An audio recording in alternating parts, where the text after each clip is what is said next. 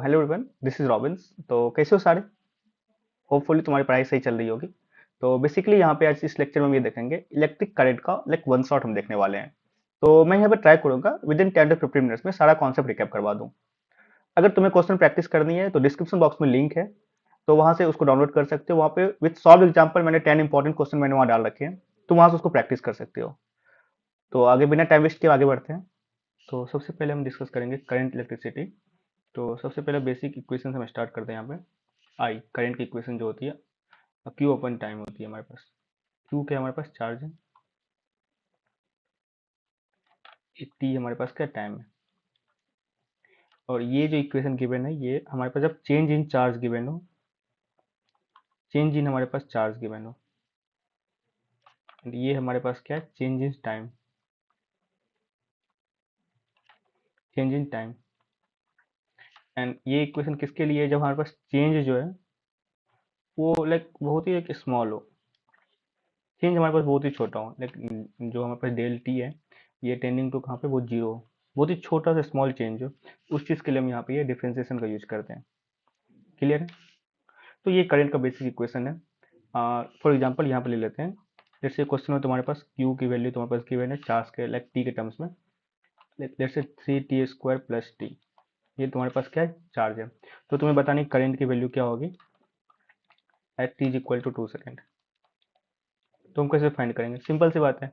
तो एच जो टाइम है हर सेकेंड के लिए चार्ज की अलग अलग वैल्यू हो रही है, करेंगे डायरेक्ट हम डिफरेंशिएशन यूज करेंगे। कैसे करेंगे, आई की वैल्यू हमारे पास क्या होगी, डेल क्यू टी अपन टी टी। डिफरेंशिएशन सबको आता है, जल्दी से कर दो, कितना हो जाएगा हमारे पास, ये देखो 60 + 1, H T is equal to 2 second. तो ये वैल्यू पुट करो, तुम्हारे पास कितनी आ जाती है, 6 × 2 12 + 1 13, हमारे पास एम्पियर करंट आ जाती है। तो इस टाइप के क्वेश्चन है, ये चेंज, ये स्मॉल चेंज के लिए हम डिफरेंशिएशन यूज किए। और कुछ बेसिक्स है, यहाँ पे यूनिट है, यूनिट इसका क्या होता है, हमारे पास एम्पियर होती है। क्लियर है? तो ये सबसे बेसिक इक्वेशन है। इसके आगे हम बढ़ते हैं यहाँ पे, और ये टर्म है तो बस ड्रिफ्ट वेलोसिटी। हम ज़्यादा डिटेल में नहीं जाएंगे अभी टॉपिक पे, बस तुम्हें बता रहा हूँ कि इसका फॉर्मूला क्या होता है। इसके दो अलग अलग फॉर्मूले होते हैं, एक फॉर्मूला तुम्हारे पास ये है एंड सेकेंड में तुम्हारे पास ये फॉर्मूला है।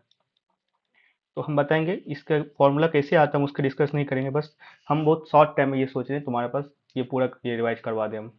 तो यहाँ से ड्रिफ्ट वेलोसिटी का जो फॉर्मूला होती है माइनस स्मॉल ई कैपिटल ई इंटू टो डिवाइडेड बाय मास।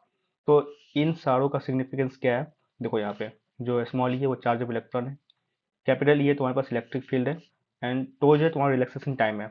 अब रिलैक्सेशन टाइम क्या होती है हम बात करते हैं, एंड एम क्या तुम्हारे पास मास ऑफ इलेक्ट्रॉन है। तो रिलैक्सेशन टाइम के बारे में डिस्कस कर देते हैं। लेट से तुम्हारे पास एक कंडक्टर है तुम्हारे पास, ओके, और यहाँ से तुम्हारे पास क्या होगा, एक इलेक्ट्रॉन यहाँ पे, एंड ये ऐसे आगे मूव कर रही है, एंड दूसरा इलेक्ट्रॉन यहाँ पे है, एंड थर्ड इलेक्ट्रॉन यहाँ पे है। तो ये ऐसे मूव कर रही है, देखो यहाँ से। तो अब ये देखो, ये इलेक्ट्रॉन इससे मूव करे, इससे कॉलिजन करेगा तो ये आगे मूव करेगी, ओके। तो यहाँ से देखो, ये लेट से ये इलेक्ट्रॉन 1 है एंड ये इलेक्ट्रॉन 2 है। तो 1 और 2 के बीच में जो टाइम लगती है, two successive collision, like first collision यहाँ पे हुआ इसके साथ, एंड ये कॉलिजन आगे वाले से जो करेगा उसके बीच का जो टाइम होती है, ये तुम्हारे पास टाइम क्या होता है, रिलैक्सेशन टाइम होती है। तो ये रिलैक्सेशन टाइम है, एंड ये तुम्हारा मास ऑफ इलेक्ट्रॉन है। एंड सेकेंड दूसरा इसका टर्म में जो ड्रिफ्ट वेलोसिटी का जो इक्वेशन आती है करंट के टर्म में, तो इस इक्वेशन को मॉडिफाई करके हम लिख सकते हैं यहाँ पे I divided by n e capital A. हम इस तरह से लिख सकते हैं। यहाँ पे आई क्या है, तुम्हारे पास करंट है, एंड जो एन है तुम्हारे पास number of electrons per unit volume है, एंड वी डी तुम्हारे पास क्या है, ड्रिफ्ट वेलोसिटी, एंड ए तुम्हारे पास क्या, cross section area. Let's say conductor का क्रॉस सेक्शन एरिया क्या है, ए है, तो ये तुम्हारे पास क्या है, क्रॉस सेक्शन एरिया। तो ये इंपॉर्टेंट है, ये दो इक्वेशन याद कर लेना तुम लोग। और इनके बेस पे कैसे क्वेश्चन आ सकते हैं, मैं डिस्क्रिप्शन बॉक्स में तुम्हारे पास पीडीएफ दे दिया हूँ, इनके पूरा समरी फॉर्मेट में भी है, और प्लस 10 इंपॉर्टेंट क्वेश्चन है किस तरह से क्वेश्चन पूछे जा सकते हैं, एक बार वो देख लेना विथ सॉल्व एग्जाम्पल वहाँ पे है, तो तुम्हें दिक्कत नहीं होगी। नेक्स्ट टॉपिक है तुम्हारे पास मोबिलिटी। ये सारे टॉपिक में जेई मेंस 2024 के सिलेबस के अकॉर्डिंग ले रहा हूँ। एक भी चीज़ न इससे कम है न इससे बाहर है, तुम्हें डायरेक्ट लाइक 1 to 1 चीज़ें मिल रही है यहाँ पे। मोबिलिटी फैक्टर है, तो मोबिलिटी क्या होती है, देखो बस सिंपली इसका फॉर्मूला है, एक छोटा सा फॉर्मूला है मोबिलिटी। अगर मैं इसे डिफाइन करूँ तो velocity per unit electric field, velocity per unit electric field होती है। तो यहाँ से मोबिलिटी का हमारे पास जो इक्वेशन आती है, velocity per unit electric field का क्या होता है, velocity per unit electric field, simple इसका मॉड, ये पॉजिटिव क्वांटिटी में होती है, इसका मॉड हम बस ले लेते हैं मोबिलिटी। तो यहाँ से तुम्हें लास्ट इक्वेशन से पता होगी, वीडी का तुम्हारे पास क्या था इक्वेशन, ये देखो मॉड लेंगे तो क्या होगा, ये प्लस बन जाएगा small E capital E into tau divided by v d, क्या था तुम्हारे पास small E capital E tau divided by तुम्हारे पास क्या था एम। ओके, ये तुम्हारे पास वीडी की वैल्यू थी, डिवाइडेड बाई कैपिटल ई, ये ई कट जाएगी, तुम्हारे पास क्या आ जाएगा answer final, e tau divided by m. ये तुम्हारे पास क्या आ गई, तुम्हारे पास मोबिलिटी का ये तुम्हारे पास इक्वेशन आ गई। बस ये याद कर लेना, चार्ज लाइक ये इलेक्ट्रॉन के चार्ज अगर तुम्हारे पास गिवन है एंड बस रिलैक्सेशन टाइम गिवन है एंड तुम्हारे पास मास गिवन है, तो तुम आराम से मोबिलिटी निकाल सकते हो। हालांकि जनरली क्वेश्चन में तुम्हारे पास ये सब चीज़ें नहीं गिवन होगी, ये भी गिवन नहीं होगी तुम्हारे पास एंड ये भी गिवन नहीं होगी, क्योंकि ये ऑटो नॉन है हमारे पास, कि हमें पता है कि इलेक्ट्रॉन की चार्ज क्या होती है और इलेक्ट्रॉन का मास क्या होता है। तो बस तुम्हें रिलैक्सेशन टाइम भी अगर तुम्हारे पास गिवन होगी, तुम आराम से फाइंड कर सकते हो मोबिलिटी क्या है। ओके, तो बस बस इतना मोबिलिटी का तुम्हें जानना है, ये टॉपिक में था तो इसलिए मैंने बता दिया। तो आगे बात करेंगे ओम्स लॉ, जो बहुत ही इंपॉर्टेंट है। देखो हम यहाँ पे ट्राई कर रहे हैं कि चैप्टर्स को लेकर with in like 20 to 15 minutes में हम कंप्लीट कर ले, तो यहाँ पे ज़्यादा डिटेल नहीं जाएंगे, बस सिंपली हम स्टेटमेंट से आगे बढ़ रहे हैं। तो ओम्स लॉ का तुम्हारे पास स्टेटमेंट क्या है, देखो ध्यान से, V इज इक्वल टू क्या होती है तुम्हारे पास IR होती है, ये तुम्हारे पास क्या ओम्स लॉ का स्टेटमेंट। अब इससे क्वेश्चन कैसे आ सकते हैं, एक ग्राफिकल मेथड से आ सकते हैं। देखो जनरली ओम्स लॉ क्या कहता है, V is versus I curve, let's say तुमने ये कर्व लिया, V वर्सेस आई ग्राफ लिया, एक वी आई करेक्टरिस्टिक बोलते हैं इसको, जनरली हम अगर टेक्निकल वर्ड में बोले तो वी आई करेक्टरिस्टिक बोलते हैं, इसको हम क्या बोलते हैं, वी आई करेक्टरिस्टिक बोलते हैं। करेक्टरिस्टिक्स मतलब बोले तो यहाँ पे ग्राफ, तो इससे घबराना नहीं है सर ये करेक्टरिस्टिक कौन सा वर्ड है। तो यहाँ से देखो क्या है तुम्हारे पास, एक ये कर्व है तुम्हारे पास एंड एक ये है, लेट्स से एंड ये तुम्हारे पास क्वेश्चन में आ सकते हैं।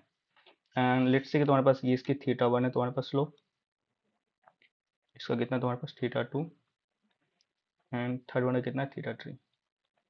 अब मुझे बताओ इसका स्लोप जो होगा तुम्हारे पास m1 की वैल्यू क्या होगी, सिंपली v अपन आई लिखोगे तुम, तो v अपन आई क्या होता है तुम्हारे पास, ये रेसिस्टेंस ही होती है R1 एंड इसका स्लोप तुम्हारे पास क्या होगा R2 होगा एंड देन इसका स्लोप तुम्हारे पास क्या हो जाएगा R3 हो जाएगी। क्लियर है, तो मुझे बताओ कि ये जो कैरेक्टरिस्टिक का स्लोप यहाँ पे किसका सबसे ज्यादा है, R3 का सबसे ज्यादा स्लोप है, देन R2, देन R1, ये स्लोप का तुम्हारे पास क्या है अरेंजमेंट है, ये ऑर्डर है। तो मुझे बताओ कि जितना ज्यादा स्लोप होगा वी आई करेक्टरिस्टिक का, उतना ही ज्यादा हमारे पास क्या होगा रेसिस्टेंस होगा। तो इससे एनालिसिस कर सकते हो रेसिस्टेंस सबसे ज्यादा किसका है, ये ट्रेंड तुम्हें एग्जाम में पूछे जा सकते हैं, इसलिए ये इंपॉर्टेंट है। जो वी आई करेक्टरिस्टिक्स होता है इसका जो स्लोप होता है तुम्हारे पास एम, ये वी अपन आई होती है, जनरली वी अपन आई जो होता है यही तुम्हारे पास क्या होता है स्लोप होती है, और ये तुम्हारे पास क्या होता है रेसिस्टेंस की वैल्यू होती है। क्लियर है, ये ओम्स लॉ, ये तुम्हारे पास वी आई करेक्टरिस्टिक के भी अकॉर्डिंग हो गई। तो नेक्स्ट टॉपिक हमारा है इलेक्ट्रिकल एनर्जी एंड पावर। हम सबसे पहले बात एनर्जी की बात करेंगे। देखो ज़्यादा डिटेल में नहीं जा रहे, एनर्जी क्या है तुम्हारे पास, किस तरह से जनरेट होती है, किस तरह से यहाँ पे कंज्यूम होती है एनर्जी, हम वो चीज़ के बारे में बात नहीं करेंगे, बस सिंपली बता रहे हैं इसका फॉर्मूला क्या है, बस देख लो I²RT, और जिसमें कि I क्या है तुम्हारे पास करंट, R तुम्हारे पास क्या रेजिस्टेंस पता है, T क्या है तुम्हारे पास टाइम, I क्या है तुम्हारे पास करंट, रेसिस्टेंस ये R क्या है तुम्हारे पास रेसिस्टेंस है। ओके, बस ये फॉर्मूला याद कर लो, इन फॉर्मूला से हम सारे फॉर्मूला बना सकते हैं। एंड अगर तुम्हारे पास आई की कांस्टेंट वैल्यू गिवन है तो तुम ये फॉर्मूला यूज करोगे, अदरवाइज अगर आई की कांस्टेंट वैल्यू गिवन नहीं है, लेट्स से तुम्हारे पास वी की वैल्यू गिवन है, तो हमें ओम्स लॉ से पता है ना, मुझे ये बताओ, तो हमें ओम्स लॉ से पता है ना, ओम्स लॉ से क्या पता है कि सर आई की वैल्यू क्या होती है हमारे पास वी अपन आर होती है, ये ओम्स लॉ से आती है। क्लियर, कैसे आती है देखो, वी इज इक्वल टू क्या होती है आई आर होती है ओम्स लॉ में, यहाँ से आई इज इक्वल टू क्या आ जाएगा वी अपन आर हो जाएगी। तो सिंपली यहाँ पे आई स्क्वायर में लाइक तुमने ये पुट कर दो वी अपन आर का whole square into R into T put कर दो, तो यहाँ से क्या आती है तुम्हारे पास V² divided by R into T.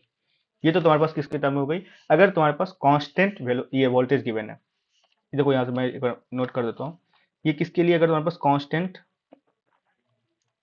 Voltage हो, एंड ये किसके लिए तुम्हारे पास, अगर कांस्टेंट करंट हो, कांस्टेंट करंट हो।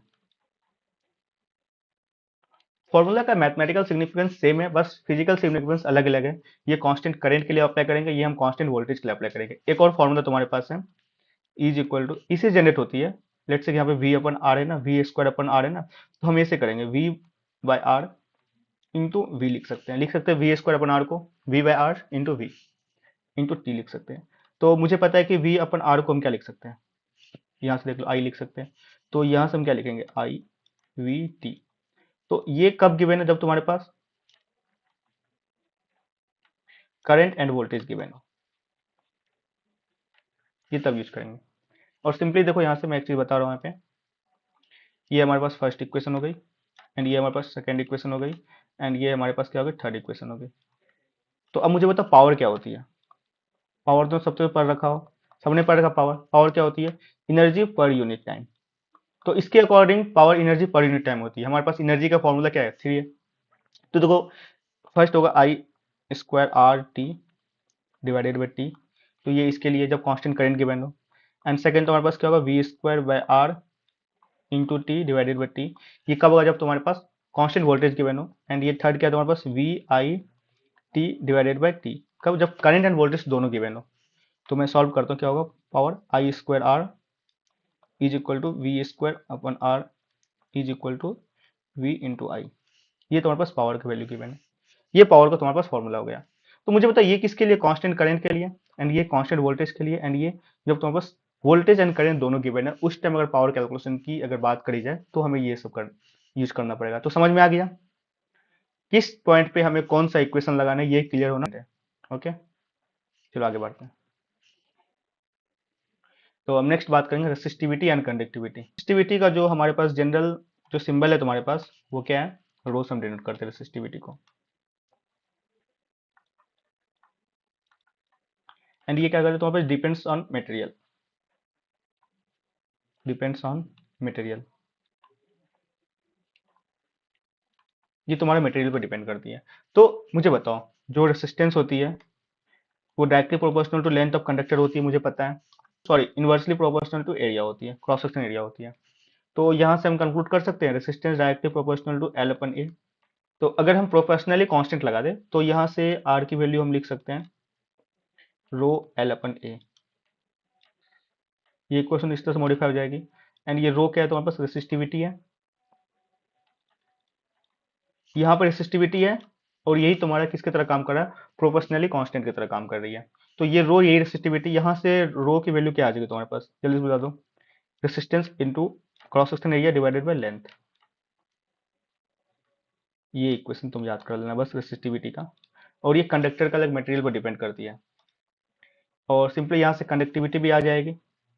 कंडक्टिविटी और भी सिंपल है, जब रेसिस्टिविटी तुम्हें समझ में आ गई, कंडक्टिविटी और भी सिंपल है, जिसको हम सिग्मा से डिनोट करते हैं। एंड ये सिग्मा क्या होता है, 1/रो होती है।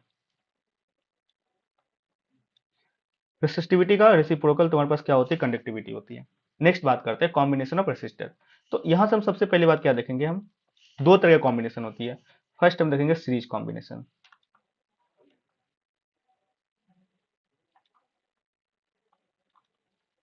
सीरीज कॉम्बिनेशन कैसा होता है, देख लो यहाँ से, लेट्स से पॉइंट ए है, एक रेसिस्टेंस तुम्हारे पास यहाँ पे है, एंड सेकंड रेसिस्टेंस यहाँ पे है तुम्हारे पास, एंड थर्ड रेसिस्टेंस यहाँ पे, ये पॉइंट बी है, ये R1 है, ये R2 है।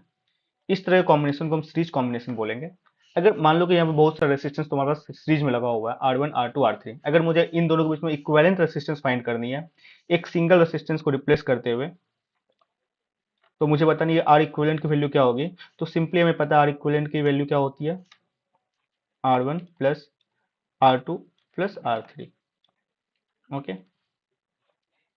बस ये सिंपल, इसका डेरिवेशन कैसा है इस पे अभी बिल्कुल नहीं जाना, बस फॉर्मूला देख लो। नेक्स्ट हम बात करेंगे पैरेलल कॉम्बिनेशन। पैरेलल कॉम्बिनेशन,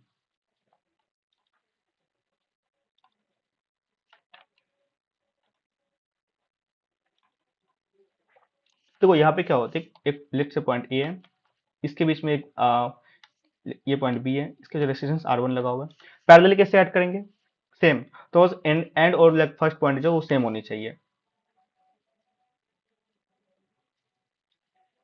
ये R2 है तुम्हारे पास, एंड लेट्स से ये R3 है, एंड सो ऑन। इस तरह से काफी सारे लिख सकते हैं, एन नंबर लग सकते हैं। ये तुम्हारे पास पैरेलल कॉम्बिनेशन है। अगर मैं ये बात करूं कि इतने सारे रेसिस्टेंस को छोड़कर इसके बीच में एक सिंपल एक इक्विवेलेंट रेसिस्टेंस लगा दो, आर इक्विवेलेंट, इस आर इक्विवेलेंट की वैल्यू क्या होगी बताओ। तो यहाँ पे सिंपली मुझे पता है पैरेलल कॉम्बिनेशन का फॉर्मूला क्या होता है, 1/R equivalent is equal to 1/R1 plus 1/R2 plus 1/R3। ये तो तुम्हारे पास थ्योरी होगी। अब लेट्स से कि अब इसमें क्वेश्चन कैसे बन सकते हैं, तो क्वेश्चन लाइक कॉम्प्लेक्स सर्किट में तुम्हें किसी भी फॉर्मेट में दे दिया होता है। लेट्स से तुम्हें क्वेश्चन में दे रहा हूँ गिवन, कमेंट सेक्शन में इसका आंसर करो। पॉइंट ए तुम्हारे पास, इसकी वैल्यू 2 ओम है, इसकी वैल्यू 3 ओम है, इसकी वैल्यू 4 ओम है, एंड 5 ओम है, एंड यहाँ पॉइंट बी है। तो तुम्हें बताना है कि आर इक्विवेलेंट की वैल्यू क्या होगी बिटवीन ए एंड बी। इसकी वैल्यू जल्दी से बताना है, जल्दी से कमेंट बॉक्स में बताओ इसका आंसर क्या होगा। ये तुम्हारे लिए होमवर्क है। Impedance of resistor. अब मुझे बताओ कि let's say temperature, room temperature, let's say मान लो तो टेम्परेचर तुम्हारे पास टी है, एक कोई कंडक्टर है तुम्हारे पास, इसकी रेसिस्टेंस की वैल्यू आर है। अगर मान लो किसी भी तरीके से हम टेम्परेचर की वैल्यू को इंक्रीज कर देते हैं, टी से टी डैश कर देते हैं, टी से टी डैश कर देते हैं, और क्या मुझे बताओ ये रेसिस्टेंस की वैल्यू है, ये रेसिस्टेंस की वैल्यू आर ही होगी या तुम्हारे पास आर डैश होगी। लाइक आर डैश लाइक एक ऐसा न्यू रेसिस्टेंस हो गई तुम्हारे पास टेम्परेचर टी डैश पे, या ये रेसिस्टेंस आर पहले की तरह कांस्टेंट ही रहेगी। ये बताओ मुझे, चेंज होगा या नहीं होगा, चेंज होगा या नहीं होगा, ये चेंज होगा। रेसिस्टेंस की जो वैल्यू है वो टेम्परेचर पे डिपेंड करती है। वो किस तरह से डिपेंड करती है हम उसको डिटेल में बस नहीं जाएंगे अभी, क्योंकि हम थ्योरी नहीं पढ़ा रहे हैं अभी, क्योंकि मेरा टारगेट ये है कि with in like 15 to 20 minutes में मुझे चैप्टर्स पूरे कंप्लीट करनी है। बस ये जान लो कि ये चेंज होगा, एंड जो चेंज होगा, जो न्यू रेसिस्टेंस बनती है आर डैश, उसको हम कैसे डिनोट करते हैं, जो इनिशियल रेसिस्टेंस है तुम्हारे पास R into 1 plus alpha, alpha क्या बता रहे हैं तुम्हें, इंटू डेल टी, टेम्परेचर में जो चेंज है वो। अब ये अल्फा क्या है तुम्हारे पास, टेम्परेचर कॉफिशिएंट है। अल्फा क्या है तुम्हारे पास, टेम्परेचर कॉफिशिएंट है।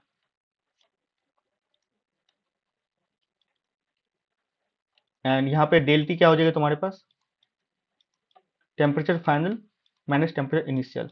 फाइनल टेम्परेचर क्या है तुम्हारे पास T dash, and initial temperature क्या है तुम्हारे पास टी, ये तुम्हारे पास डेल टी हो जाएगी। और ये आर क्या है तुम्हारे पास, resistance at initial temperature, initial temperature. Clear है। तो इनके बेस पे लाइक जैसे क्वेश्चन बनते हैं तुम्हारे पास, डिस्क्रिप्शन बॉक्स में लिंक है, वहाँ पे सीट्स है, वहाँ पे 10 मोस्ट इंपॉर्टेंट क्वेश्चन मैंने मेंशन कर रखे हैं वहाँ पे, सॉल्व एग्जांपल वहाँ पे तुम्हें मिल जाएंगे। Like variable like temperature dependence पे किस तरह से क्वेश्चन आते हैं वहाँ पे तुम्हें मिल जाएगी वो चीजें, तो तुम वहाँ से देख सकते हो। ये फॉर्मूला है, याद कर लेना। इनके बेस पे क्वेश्चन जो है मैंने लाइक वो डिस्क्रिप्शन बॉक्स में जो मैंने पीडीएफ डाल रखी है वहाँ पे क्वेश्चन मिलेंगे तुम्हें, सॉल्व एग्जाम्पल, तुम्हें इसके बेस पे क्वेश्चन मिल जाएंगे। अगर फिर भी कोई दिक्कत आ रही है तो कमेंट सेक्शन में बताओ, हम जितना जल्द हो सके हम तुम्हें रिप्लाई कर देंगे। अब आगे बढ़ते हैं, इंटरनल रेसिस्टेंस के बारे में बात करते हैं। ये भी एक इंपॉर्टेंट टॉपिक में से एक है। तो पहले हम यहाँ पे देखेंगे, देखो ध्यान से। मुझे बताओ कि एक तुम्हारे पास सेल है, इसका ईएमएफ ई है, ओके, एंड इसको हम कनेक्ट कर रखे हैं एक रेसिस्टेंस से आर, ये एक्सटर्नल रेसिस्टेंस है। ये आर क्या तुम्हारे पास, एक्सटर्नल रेसिस्टेंस है। अब मुझे बताओ इसका इंटरनल रेसिस्टेंस जीरो है। इंटरनल रेसिस्टेंस क्या है तुम्हारे पास, जीरो है। इसको स्मॉल आर से डिनोट करते हैं, इसका इसका वैल्यू जीरो है। तो इस केस में जो करंट की वैल्यू आई जो फॉलो होगी, ये आई की वैल्यू हम क्या लिख सकते हैं, ई अपन आर। ये किसके केस में, ये आइडियल केस में, ये हम आइडियल केस में बात करते हैं, आइडियल केस में बात करते हैं। क्या प्रैक्टिकल केस में इंटरनल रेसिस्टेंस जीरो हो सकती है, नहीं, बिल्कुल नहीं, बिल्कुल नहीं। प्रैक्टिकल केस में जीरो कुछ भी नहीं होता है, कुछ ना कुछ रेसिस्टेंस होता ही वहां पे। तो प्रैक्टिकल केस की बात करते हैं हम, देखो यहाँ से हम प्रैक्टिकल की अगर बात करते हैं, प्रैक्टिकल केस की बात करते हैं, तो यहाँ पे बैटरी के पास इंटरनल रेसिस्टेंस भी होती है, फिर ये लोड से कनेक्ट होती है, एक्सटर्नल आर एक्सटर्नल से कनेक्ट होती है। ओके, ये स्मॉल आर होती है, तुम्हारे पास ई होती है। इस केस में तो बस जो करंट फ्लो होती है आई, हम इसको कैसे डिनोट करते हैं, ई अपन आर प्लस आर, ये वैल्यू होती है। क्लियर है। और वोल्टेज अक्रॉस जो रेसिस्टेंस है तुम्हारे पास, यहाँ से देखो, और जो वोल्टेज अक्रॉस जो आर एक्सटर्नल होती है, ये वोल्टेज अक्रॉस, लेट्स से कि ये वोल्टेज अक्रॉस तुम्हारे पास क्या है, लेट्स से इसको वी मानते हैं। इस वी को हम क्या लिख सकते हैं, आई इंटू आर, ये लिखेंगे। वोल्टेज अक्रॉस रेसिस्टेंस को हम क्या लिखते हैं, जो करंट फ्लो हो रही है वो इंटू रेसिस्टेंस, वो वैल्यू होती है। और इसके टर्म्स में वैल्यू को क्या लिख सकते हैं, देखो अगर इस इक्वेशन को मैं मॉडिफाई करूँ यहाँ पे, I R plus I R into e, तो आई आर क्या वी है, V plus I R capital E,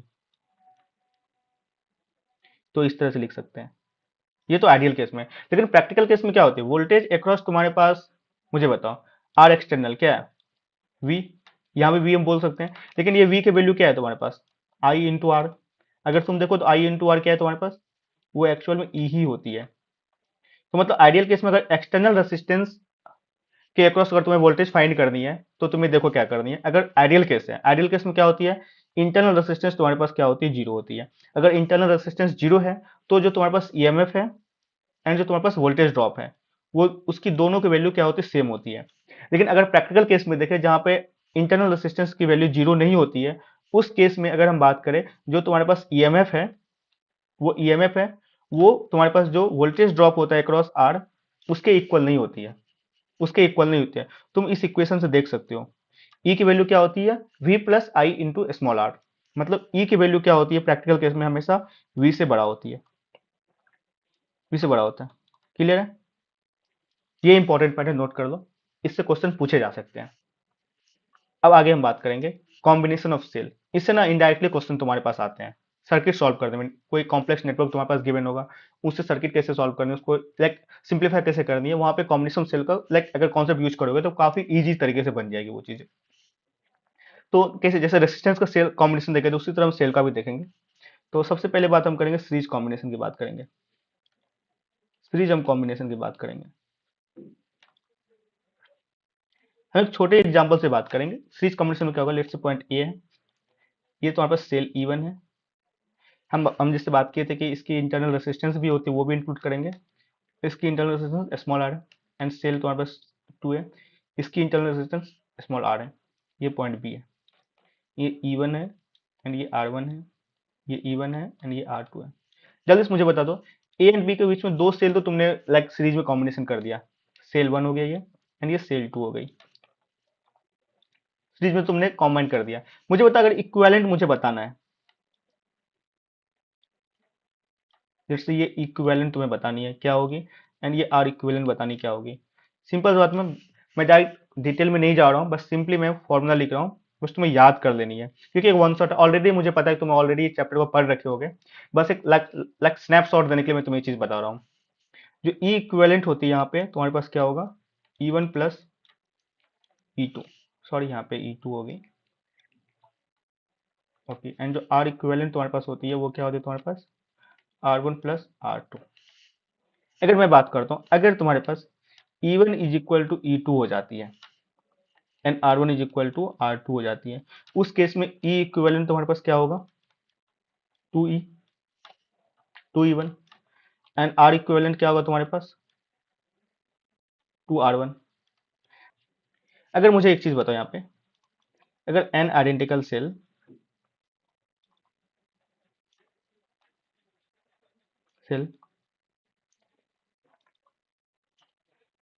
combine in series,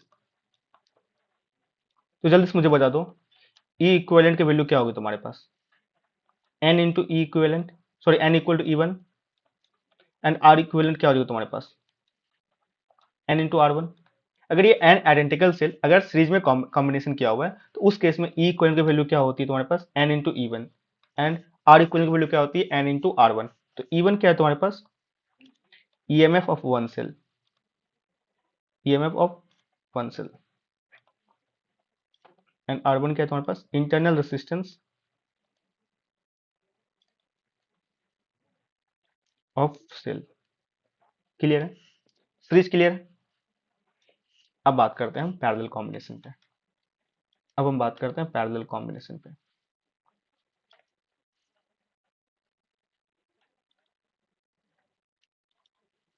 combination पे ध्यान से देखो।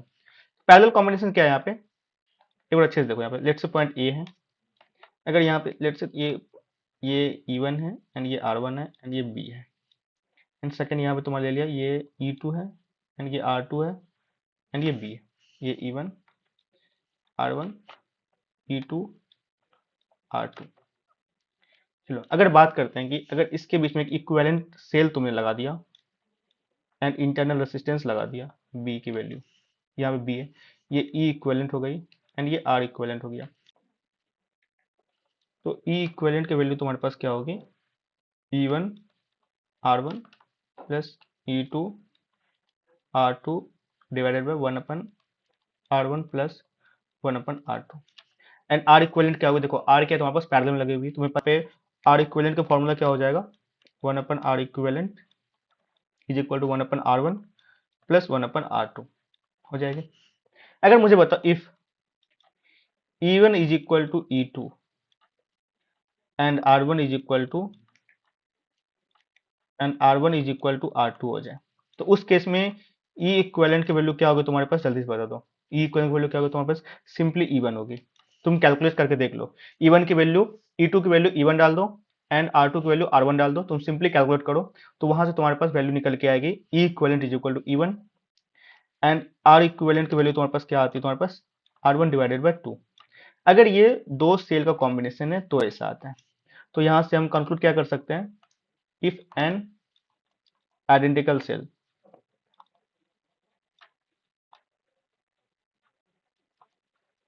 combined in a parallel connection, तो उस केस में मुझे बताओ E इक्विवेलेंट की वैल्यू क्या होगी तुम्हारे पास? Simply E1 and R equivalent की वैल्यू क्या होगी? सिंपली तुम्हारे पास R1 डिवाइडेड बाय N। क्लियर है इतना? ये कॉम्बिनेशन ऑफ सेल क्लियर है? बस इतना ही है, इससे ज्यादा तुम्हें कुछ नहीं पढ़ना है। बस अब इस चीज को यूज कैसे करना है उसके लिए भी तुम्हें टेंशन नहीं लेना है। डिस्क्रिप्शन बॉक्स में PDF है, वहां से देख सकते हो। वहां पे मैंने 10 important question with solve example डाले हुए हैं। वहां पे कॉम्बिनेशन ऑफ सेल का भी क्वेश्चन है, वहां से तुम देख सकते हो कि किस तरह से क्वेश्चन इससे सॉल्व किया जाता है। एंड अब हम बात करेंगे किरचॉफ्स लॉ के बारे में।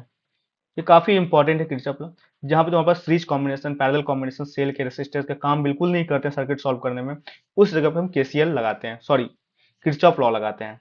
एंड किरचॉफ लॉ में दो चीजें आती हैं, फर्स्ट आती है तुम्हारे पास KCL एंड सेकेंड आती है तुम्हारे पास KVL। KCL क्या है तुम्हारे पास? किरचॉफ करंट लॉ, ये करंट के लिए है। एंड ये तुम्हारे पास KVL क्या है तुम्हारे पास? किरचॉफ वोल्टेज लॉ, ये वोल्टेज के लिए है। ओके, हम बात करते हैं करंट लॉ क्या होती है। लेट्स से एक तुम्हारे पास कोई जंक्शन है A, हम बात करते हैं एक वायर से कनेक्टेड है, दूसरा वायर से कनेक्टेड है एंड थर्ड वायर इस तरह से कनेक्टेड है। ओके, अब मुझे बताओ यहाँ पे एक सर्किट एक wire like I1 current enter कर रही है एंड इस जगह पे तुम्हारे पास I2 करंट इंटर कर रही है एंड इस जगह पे I3 करंट इंटर कर रही है। तुम्हें पता है तो किरचॉफ जो करंट लॉ क्या कहता है तुम्हारे पास? समेशन ऑफ I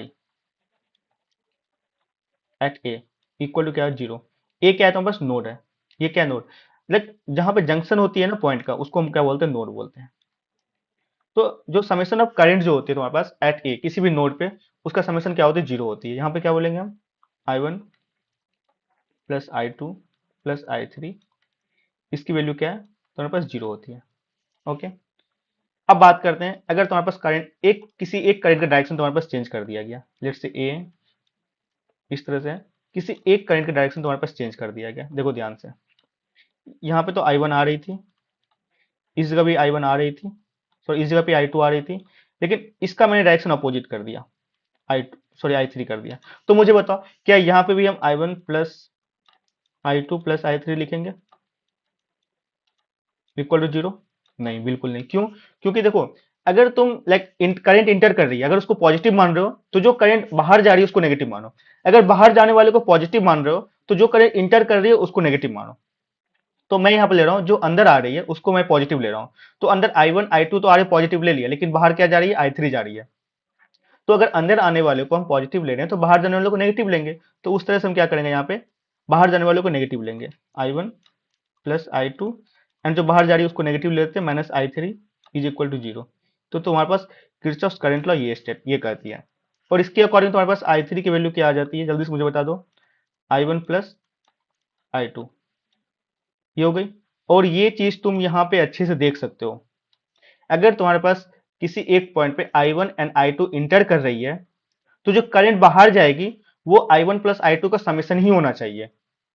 और वही समेशन यहाँ पे I3 क्या है, तुम्हारे पास समेशन है किसका, I1 प्लस I2 का। ये तुम्हारे पास करंट किरचॉफ लॉ, यही सॉरी किरचॉफ करंट लॉ ये बोलते हैं। ये तुम्हारे पास किरचॉफ करंट लॉ ये स्टेटमेंट करती है। क्लियर है? अब आगे हम बात करेंगे Kirchhoff voltage law next slide में। तो यहाँ पे हम बात करेंगे किरचॉफ वोल्टेज लॉ, केवीएल के बारे में बात करेंगे हम। तो यहाँ पे क्या, ये लूप की बात करते हैं, इसमें क्या करते हैं, लूप की बात करते हैं। ये लूप होती है, लूप क्या होता है बताते हैं। कोई एक लूप होती है, इस तरह से लूप होती है, एक सर्कुलर लूप होती है, स्क्वायर लूप होती है, मतलब एक क्लोज लूप है। ये क्या है तुम्हारे पास, क्लोज लूप, एक तरह से क्लोज लूप होती है। तो ये क्या कहता है, voltage drop in a close loop equal to 0। तुम्हारे पास ये बोलती है किरचॉफ वोल्टेज लॉ। अब कैसे बताते हैं, देखो। तो लेट्स से एक सर्किट तुम ले, सिंपल सर्किट से हम एग्जांपल समझते हैं, लाइक बाकी कॉम्प्लेक्स सर्किट से नहीं समझेंगे। कॉम्प्लेक्स के लिए तुम लाइक क्वेश्चन में सॉल्व करोगे, अभी सिंपल समझाने के लिए बताते हैं। एक रेसिस्टेंस हमारे पास क्या R1 है, एंड ये क्या R2 है तुम्हारे पास, एंड ये क्या है तुम्हारे पास R3, एंड ये तुम्हारे पास क्या है V1, एंड ये क्या है तुम्हारे पास V2। अब मैं तुमसे बोलता हूँ कि मुझे बताओ, यहाँ पे करंट लेट से कि I1 आ रही है, ओके। नहीं, I1 इस तरह से नहीं आ रही, मैं इस तरह से डिनोट कर देता हूँ। लेट से कि करंट, हाँ मैं मान लेता हूँ, एज्यूम कर लेता हूँ कि करंट इस तरह से फॉलो हो रही है I1, एंड ये करंट इस तरह से फॉलो हो रही है तुम्हारे पास I2। तो तुम्हें बताने की I1 एंड I2 की वैल्यू क्या है। अब कैसे फाइंड करोगे, अब किरचॉफ वोल्टेज लॉ कैसे लगाएंगे, देखो। फर्स्ट ऑफ ऑल एक लूप देखते हैं, यहाँ पे कौन कितने लूप दिख रहे हैं तुम्हारे पास। यहाँ पे तो लाइक एक ये भी लूप देख रहे हो, एंड सेकंड लूप ये देख रहे हो। तो ये तुम्हारे पास लेट से मान लो ये फर्स्ट लूप है तुम्हारे पास, एंड ये तुम्हारे पास क्या सेकंड लूप है। तो हम फर्स्ट लूप में बात करते हैं, लूप वन में बात करते हैं। लूप वन में बात करो, लेट्स इस पॉइंट से स्टार्ट करो, इस पॉइंट से स्टार्ट करो। मुझे जल्दी से बता दो, अगर एक चीज में एनालिसिस तुम यहाँ से करो तो मुझे बताओ, यहाँ पे I1 आ रही है एंड यहाँ I2 आ रही है, तो इस ब्रांच में कितने करंट फ्लो होगा, I1 प्लस I2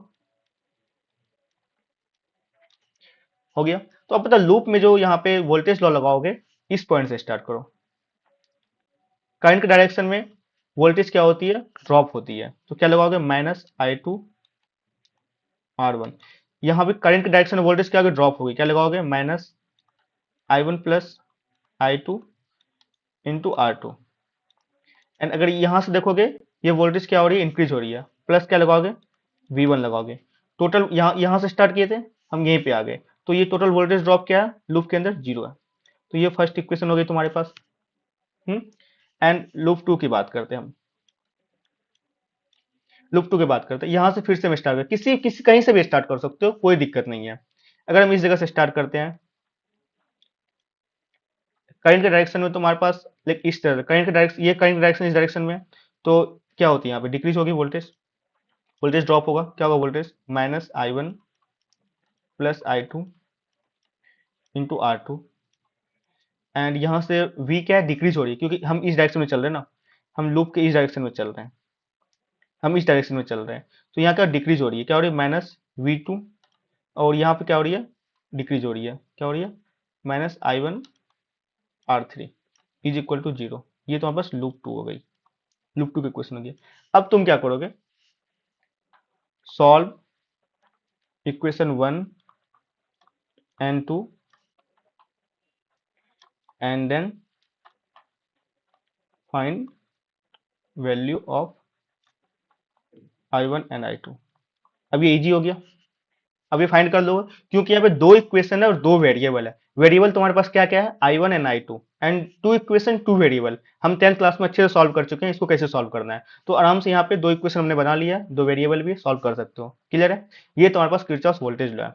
यही चीजें हम लाइक बड़े बड़े सर्किट में कैसे चीजें, कॉम्प्लेक्स सर्किट में हम किस तरह से सॉल्व करना है मुझे, हम वहां पे वो चीजें अप्लाई करके इजी तरीके से हम चीजों को फाइंड कर सकते हैं अननोन क्वांटिटी को। अब नेक्स्ट टॉपिक तुम्हारे पास आता है विटस्टन ब्रिज। तो ये भी थोड़ा इंपॉर्टेंट है, लाइक इसको हम समझते हैं, इसको कैसे जानते हैं। विटस्टन ब्रिज का एक सिंपल से एक स्ट्रक्चर फॉर्मेट होता है, मैं बताता हूँ कैसे। ये ए पॉइंट, ए इनिशियल पॉइंट है, एक इस तरह से होती है, एक इस तरह से, एक रेक्टेंगल लाइक स्क्वायर शेप में होती चीजें, एंड ये बी होती है, एंड एक रेसिस्टेंस तुम्हारे पास यहाँ पे होती है। मैं इसके वैल्यू मेंशन कर देता हूँ, R1 R2 R3 and R4 and R5। देखो अब होती क्या है कि देखो, अगर मुझे सॉल्व करनी है, मुझे बताना है कि लाइक ए एंड बी के बीच में आर इक्विवेलेंट की वैल्यू क्या है। तो सिंपली अगर देखो इस इक्वेशन को, सॉरी इस सर्किट को देखो, सॉल्व करना डिफिकल्ट है। तुम ना इसमें पैरेलल कॉम्बिनेशन लगा सकते हो ना सीरीज कॉम्बिनेशन लगा सकते हो, सॉल्व करना बहुत ही डिफिकल्ट है। इसको अगर सॉल्व करने बैठोगे तो ये सिंपली सॉल्व होने वाली नहीं है। तो एक कॉन्सेप्ट तुम्हारे पास व्हीटस्टोन ब्रिज का आता है कि अगर तुम्हारे पास R1 divided by R4 is equal to R2 divided by R3, अगर ये रेशियो सेटिस्फाइड हो जाती है तो करंट पासिंग थ्रू R5, तो इससे जो करंट जो पास करेगी R5 से, ये करंट क्या होती है, जीरो होती है। अगर करंट जीरो है तो मतलब ये क्या ओपन सर्किट है। अगर ओपन सर्किट इसका मतलब क्या होगा तुम्हारे पास, ये सर्किट मॉडिफाई होकर इस तरह से बन जाएगी, ये पॉइंट बी होगी तुम्हारे पास, एंड ये तुम्हारे पास क्या होगी, R1 R2 and R4 and R3। आप सिंपली फाइंड कर सकते हो, आप सिंपली फाइंड कर सकते हो, ये मॉडिफाई इस तरह होगी। लेकिन कंडीशन क्या है तुम्हारे पास, ये चीजें सेटिस्फाई होनी चाहिए, R1 divided by R4 is equal to R2 divided by R3, ये कंडीशन सेटिस्फाइड होनी चाहिए। उस केस में जो करंट थ्रू R5 है वो क्या होती है, जीरो होती है। तो इस केस में अगर जीरो तो ओपन सर्किट, तभी तो करंट जीरो है तुम्हारे पास, तो इसको ओपन कर दो, मतलब इसको नेग्लेक्ट कर दो, इसको रिमूव कर दो R5 को। तो सिंपली मॉडिफाइड सर्किट तुम्हारे पास ये हो गया। अब इसको फाइंड करना काफी इजी है।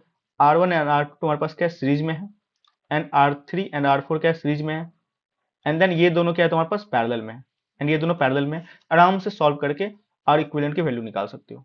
ये तुम्हारा व्हीटस्टोन ब्रिज का कॉन्सेप्ट है। अब इन्हीं कॉन्सेप्ट पे एक इसका एप्लीकेशन भी है जो तुम्हारे सिलेबस में है, मीटर ब्रिज। मीटर ब्रिज हम नेक्स्ट स्लाइड में देखते हैं मीटर ब्रिज क्या है। तो अब हम बात करते हैं मीटर ब्रिज का। मीटर ब्रिज क्या है, ये एप्लीकेशन ऑफ व्हीटस्टोन ब्रिज है। कैसे, हम देखो बताते हैं। एक इसका सिंपल सा मैं स्ट्रक्चर ये ड्रॉ कर लेता हूँ।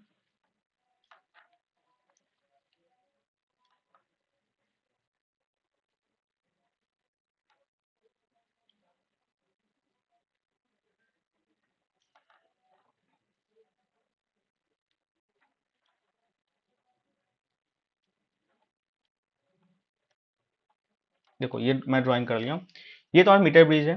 तो इसमें करना क्या होता है, हमें हमारा टारगेट क्या होता है इसमें, लाइक मीटर ब्रिज हम क्यों पढ़ रहे हैं, मीटर ब्रिज का काम क्या है। मीटर ब्रिज का काम क्या है, यहाँ पे क्या होता है, हमें finding value of unknown resistance. हम मीटर ब्रिज की हेल्प से जो अननोन रेसिस्टेंस है उसकी वैल्यू हम फाइंड करते हैं। कैसे, देखो यहाँ से एक रेसिस्टेंस तुम्हारे पास यहाँ से गिवन है, इसकी वैल्यू तुम्हारे पास R1 गिवन है, एंड दूसरा रेसिस्टेंस यहाँ पे लगाया हुआ है तुम्हारे पास, इसकी वैल्यू गिवन नहीं है, इसकी वैल्यू क्या है तुम्हारे पास, R अननोन है, इसकी वैल्यू तुम्हारे पास गिवन नहीं है। ओके, और यहाँ से एक वायर लगा हुआ है तुम्हारे पास, एक वोल्टेज सोर्स से ये कनेक्टेड किया हुआ है, एंड इस वायर की जो लेंथ है यहाँ पे, ये मीटर ब्रिज में जो ये वायर है तुम्हारे पास, ये मीटर ब्रिज का जो ये वायर है, इसकी लेंथ तुम्हारे पास गिवन है, इसकी लेंथ कितनी तुम्हारे पास 100 मीटर, इसकी लेंथ तुम्हारे पास कितनी है 100 मीटर है। एंड इस वायर की एक खासियत भी होती है मीटर ब्रिज में, इस वायर की जो रेसिस्टेंस पर यूनिट लेंथ है, रेसिस्टेंस पर यूनिट लेंथ, इसकी वैल्यू तुम्हारे पास गिवन होती है, रेसिस्टेंस पर यूनिट लेंथ की वैल्यू गिवन होती है। लेट से इसकी वैल्यू तुम्हारे पास लेमडा गिवन है, लेमडा का रेसिस्टेंस पर यूनिट लेंथ। तो मुझे बताओ इसके अकॉर्डिंग इसका टोटल रेसिस्टेंस क्या हो जाएगा, lambda into 100, total resistance lambda into 100 हो जाएगी। क्योंकि resistance per unit length given है लैम्डा। तो अब मुझे बता, मीटर ब्रिज में अब एक्सपेरिमेंट हम करते हैं। देखो करते क्या है कि यहाँ पे एक तुम्हारे पास जॉकी हो, एक यहाँ पे वायर होती है, इस वायर से तुम्हारे पास गैल्वेनोमीटर कनेक्टेड होती है, जो गैल्वेनोमीटर क्या मेजर करते हैं, अगर गैल्वेनोमीटर में हल्का सा भी डिफ्लेक्शन है मतलब उस वायर में करंट है, अगर गैल्वेनोमीटर का डिफ्लेक्शन 0 है मतलब उस वायर में करंट नहीं है। अब हम क्या करेंगे, देखो ध्यान से, अब इस गैल्वेनोमीटर को हम यहाँ से इस वायर को यहाँ मूव करके यहाँ पर टच करेंगे, इसमें इस मीटर में इस वायर में हम टच करेंगे, तो जिस पॉइंट पे गैल्वेनोमीटर का डिफ्लेक्शन 0 आ जाएगी उस पॉइंट पे हम रुक जाएंगे। लेट्स से कि इस पॉइंट पे गैल्वेनोमीटर के डिफ्लेक्शन 0 आ गई, इस पॉइंट पे हम रुक गए, तो मान लेते हैं इसकी लेंथ तुम्हारे पास एल गिवन है, एंड रिमेनिंग लेंथ तुम्हारे पास कितनी हो गई, जल्दी से बता दो, रिमेनिंग लेंथ कितना हो गया तुम्हारे पास, 100 माइनस एल। ओके, हो गई। अब मुझे बताओ, अगर ये सेटअप को तुम देखो अच्छे से, अगर ये सेटअप को तुम अच्छे से अगर देख पाओ तो यहां से मुझे बताओ, ये R1 हो गई, ये पॉइंट ए मान लो एंड ये पॉइंट बी मान लो। मुझे बताओ ये R1 हो गई तुम्हारे पास, एंड ये तुम्हारे पास क्या हो गया, आर अननोन, एंड अगर मैं बात करूं तो ये सेटअप तुम्हारे पास क्या हो गया, ये एल लेंथ हो गई। तो एल लेंथ की रेसिस्टेंस कितनी होगी, एल इंटू लेमडा, एंड इसकी लेंथ तुम्हारे पास कितनी है, 100 माइनस एल, इसकी रेसिस्टेंस कितनी हो जाएगी, लेमडा, एंड ये पॉइंट तुम्हारे पास ए गिवन है एंड ये पॉइंट तुम्हारे पास बी गिवन है। ओके, यहां तक क्लियर है। अब मुझे ये बताओ, अब मैंने क्या बोला, गैल्वेनोमीटर का डिफ्लेक्शन 0 है, यहां से एक वायर था, ये गैल्वेनोमीटर है, ये यहाँ पे कनेक्टेड है, ये पॉइंट, ये पॉइंट है तुम्हारे पास, ये वाला पॉइंट यहाँ पे कनेक्टेड है, इसकी डिफ्लेक्शन 0 है, मतलब इस वायर में तुम्हारे पास क्या है, करंट नहीं है, डिफ्लेक्शन 0 है। तो इसका मतलब तुम्हें पता है, अगर इस वायर में करंट 0 हो, डिफ्लेक्शन 0 हो, इस केस में क्या होती है, ये कब सेटिस्फाइड होती है चीजें, ये तब सेटिस्फाइड होती है, व्हीटस्टोन ब्रिज का कॉन्सेप्ट हमें पता है कि जब R1 L divided into lambda is equal to R unknown divided by 100 minus L into lambda. अगर ये चीजें सेटिस्फाइड हो, अगर ये चीजें सेटिस्फाइड हो, तब भी उस केस में क्या हो सकती है, तुम्हारे पास इस वायर में करंट की वैल्यू 0 होगी। ये चीजें हमें व्हीटस्टोन ब्रिज का कॉन्सेप्ट से पता है, समझ में आया। और ये देखो, ये व्हीटस्टोन ब्रिज की तरह ही लग रहा है, इसलिए इसको बोलते हैं ये एप्लीकेशन ऑफ व्हीटस्टोन ब्रिज है। और यहां से मुझे बताओ, क्या आर अननोन की वैल्यू फाइंड नहीं कर पाओगे तुम लोग, लेमडा लेमडा यहां से कट जाएगी, R1 क्या आ जाएगी तुम्हारे पास, 100 minus L divided by L, ये आ जाएगी आर अननोन की वैल्यू। तो कितना सुंदर एप्लीकेशन है बताओ। तो मीटर ब्रिज में काफी बच्चों का दिक्कत आती है, सर मीटर ब्रिज को हम कैसे समझे, मुझे समझ में नहीं आता है, काफी लाइक डिफिकल्ट होती है क्वेश्चन सॉल्व करना। मुझे बताओ, अभी के बाद से क्या तुम्हें मीटर ब्रिज में दिक्कत हो सकती है, मैंने तुम्हें अच्छे से विजुअलाइज करा दिया ये व्हीटस्टोन ब्रिज का किस तरह से एप्लीकेशन की तरह काम करती है। नेक्स्ट लेक्चर किस कॉन्सेप्ट चाहिए जल्दी से मुझे कमेंट बॉक्स में बता दो, ताकि मैं नेक्स्ट वीडियो उसी कॉन्सेप्ट में बताऊं। और अगर वीडियो अच्छी लग रही है तुम लोगों को तो प्लीज इसको सब्सक्राइब कर देना, एंड इसको शेयर भी कर देना अपने दोस्तों में, जितना जितना हो सके इसको शेयर कर देना। तो आज के लिए इतना ही, थैंक यू।